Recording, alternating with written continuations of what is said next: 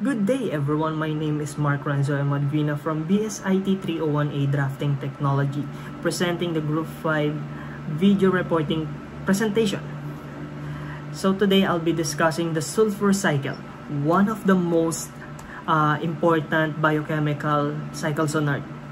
So in this short presentation, we will talk about its key processes, importance to ecosystem, human activities, and finally, how it connects sa industrial technology. So, slide 2 na tayo sa ating overview. So first, ano nga ba ang sulfur cycle? The sulfur cycle is the process kung saan umiikot ang sulfur sa atmosphere. Ay, hindi lang sa atmosphere, kundi sa lithosphere, hydrosphere, at biosphere. Basically, hangin, lupa, tubig, at mga organisms. So sa overview natin, unang-una, sulfur is a vital element found in proteins and vitamins.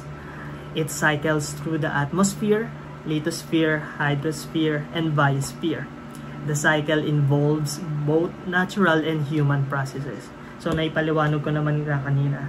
So proceed tayo sa key processes and stages.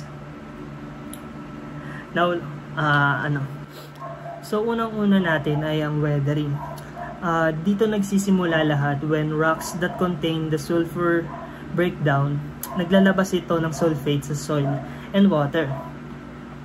Pangalawa naman natin ay absorption by plants. Plants take in sulfate from soil. So, yun nga.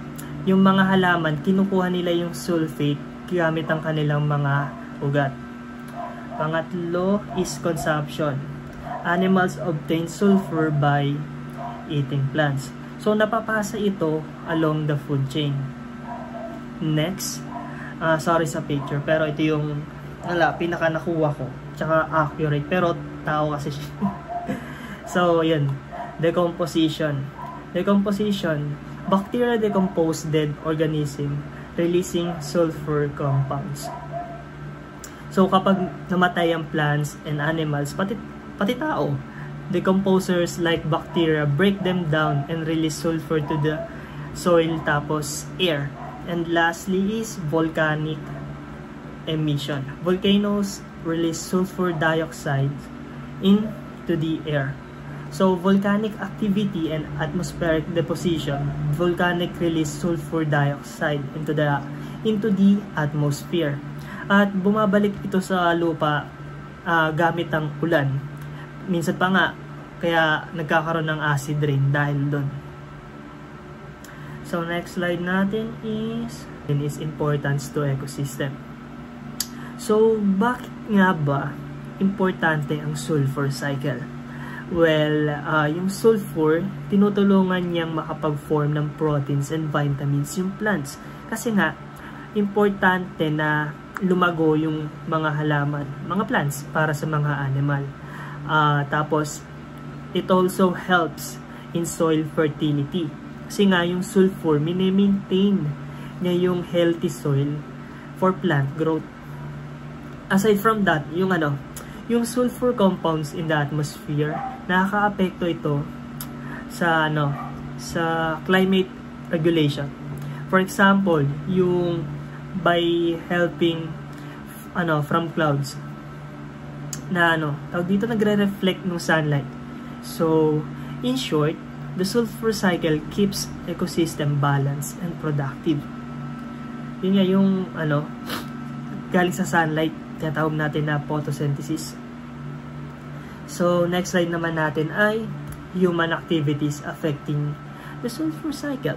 Pero syempre, yun nga, kasama na tayo rito. May epekto rin tayo dito. So, unang-una is burning of fossil fuel like coal and oil release a lot of sulfur dioxide sa atmosphere. Ito ang main cause ng acid rain. Yun nga, yung sinasabi ko kanina, which can damage plants. Yun nga, pati aquatic life and even buildings. Yun, napapansin yung mga acid rain, di ba, sa mga salamin.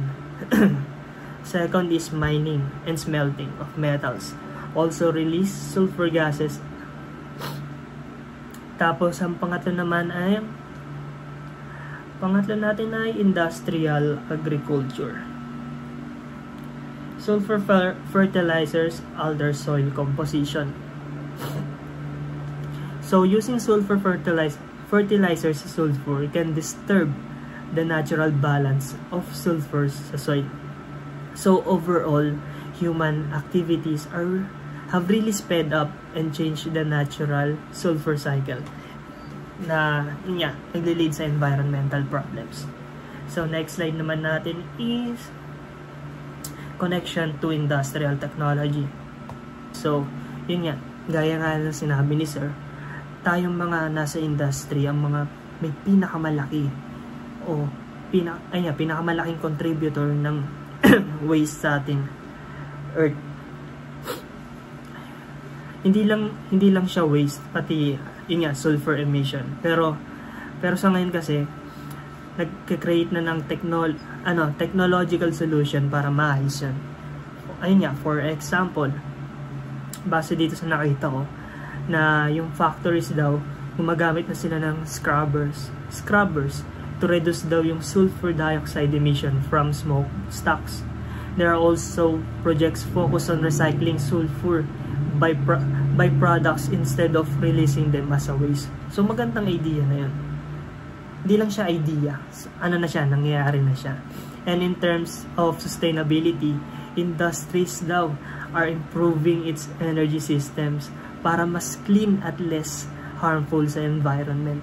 So sa industrial technology, ang laking role sa pagmamanage para lang para ma-minimize nila yung sulfur pollution.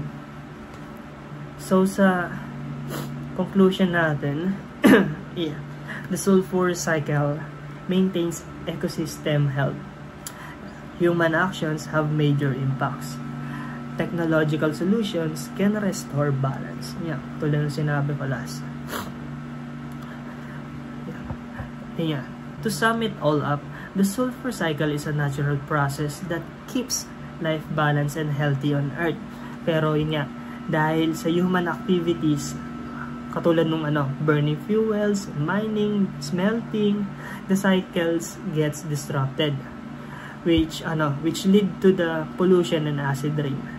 That's why it's important that we are nasa industry na magkaroon ng responsibility to create a sustainable solutions that can reduce the sulfur emissions. Tapos tayo rin naman ang gagawa para maging balance ang nature natin. So ayun lang. Maraming salamat sa pakikinig. At sa lahat ng mga yan ay meron tayong references. Kung gusto niyo naman tingnan, basahin yung mga articles or statements, meanings. Ayan, iiwan ko lang yung mga links sa dulo. Yun, salamat sa pakikinig.